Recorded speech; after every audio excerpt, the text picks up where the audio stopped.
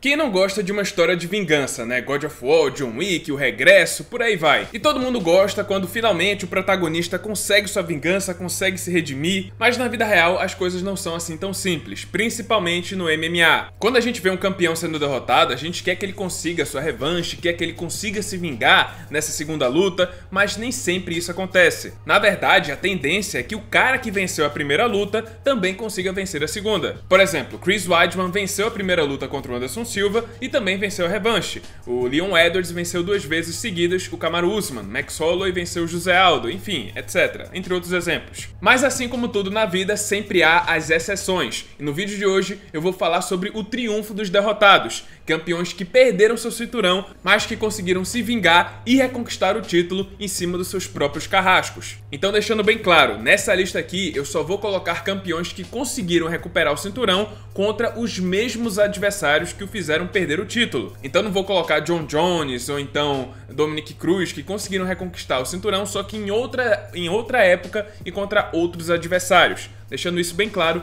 vamos pro vídeo. Número 5, Israel Adesanya. Depois de ser derrotado 2 vezes pelo brasileiro Alex Poatan no kickboxing profissional, Adesanya resolveu mudar de vida e partiu para o MMA, onde se tornou o segundo campeão mais dominante da história da categoria dos médios do UFC. E a cada defesa de cinturão, Adesanya deixava bem claro que estava bem à frente da concorrência, e parecia que ninguém ia conseguir bater o campeão nigeriano na divisão dos médios. Até que o UFC resolveu invocar o grande fantasma do seu passado. Pois é, Alex Poatan perseguiu Adesanya até o MMA e até o UFC. Rapidamente, o brasileiro, que é considerado um dos melhores strikers da história, conseguiu escalar a categoria dos médios e chegou no nigeriano. A luta aconteceu em novembro de 2022 e Adesanya estava vencendo por 3-1 na pontuação dos juízes. Só que aí no quinto e último round, Poatan encaixou novamente a sua canhota e conseguiu nocautear pela segunda vez o Stylebender, vencendo a terceira luta no geral e tomando o seu cinturão. Mas aí, por causa do seu reinado, por ter sido o segundo maior campeão da história da categoria, o Adesanya conseguiu a chance de ter uma revanche imediata. E apesar de ter perdido 3 vezes em 2 esportes diferentes para o brasileiro,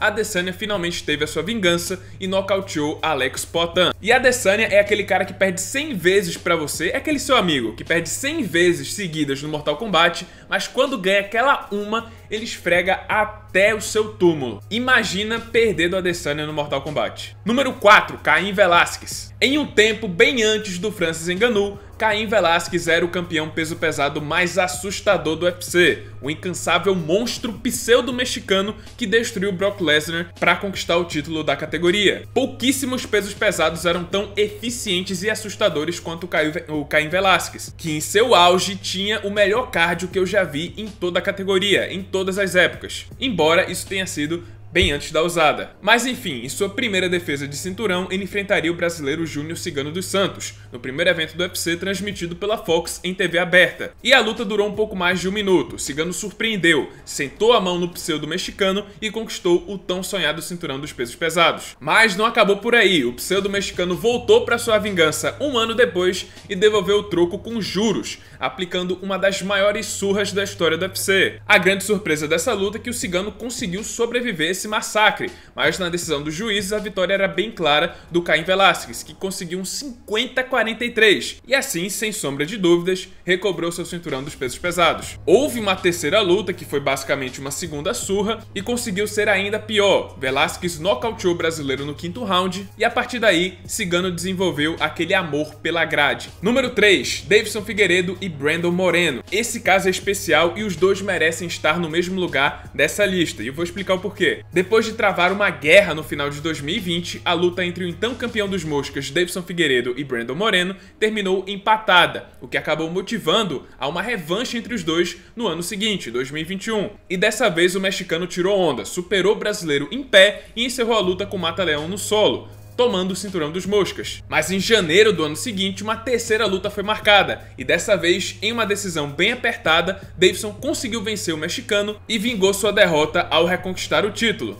Pronto, o Deiveson já justificou seu lugar na lista. Hora do Brandon Moreno. Depois de nocautear o Kai Kara-France, Moreno ganhou a chance de fazer uma quarta luta contra o brasileiro, que foi marcada para janeiro de 2023 no Brasil. E aí o Brandon Moreno conseguiu vencer o Deiveson de novo e também reconquistou seu título. E acho que isso é inédito na história do UFC. Dois caras que perderam o cinturão e reconquistaram em seguida, se enfrentando. Número 2, Stipe Miocic. Depois de se consagrar como o maior campeão peso pesado da história do UFC, Stipe Miocic foi fazer uma luta inédita. Foi enfrentar o campeão dos meio pesados, Daniel Cormier, em 2018. Uma luta inédita. Nunca antes um campeão dos meio pesados subiu para enfrentar o campeão dos pesos pesados. E logo no primeiro round, DC conseguiu fazer história ao aplicar um nocaute fantástico e sendo eternizado como o segundo duplo campeão da história do UFC. Só que aí no ano seguinte o Stipe Miocic voltaria para a revanche e na segunda luta DC estava levando a melhor de novo, vencendo 3 rounds antes de entrar nos rounds de campeonato. Até que Miocic fez uma mudança sutil, só que brilhante na sua estratégia. Ele começou a atacar a linha de cintura de Cormier e depois de dezenas de golpes no fígado, Miocic abriu a guarda do Cormier e conseguiu nocautear o campeão no quarto round, recobrando seu cinturão de virada. Houve uma terceira luta entre os dois em 2020 e Miocic venceu mais uma vez, só que dessa vez por pontos. Número 1, Georges St-Pierre.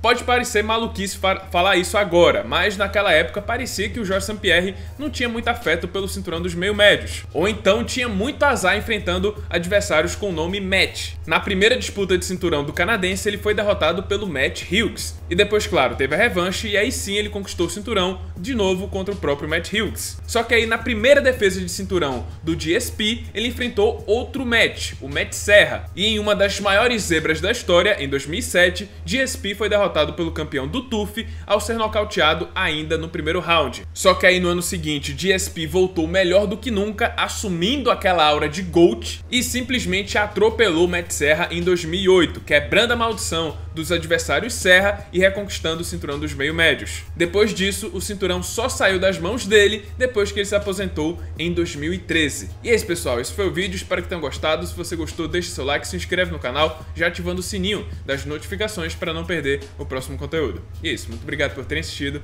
e até a próxima.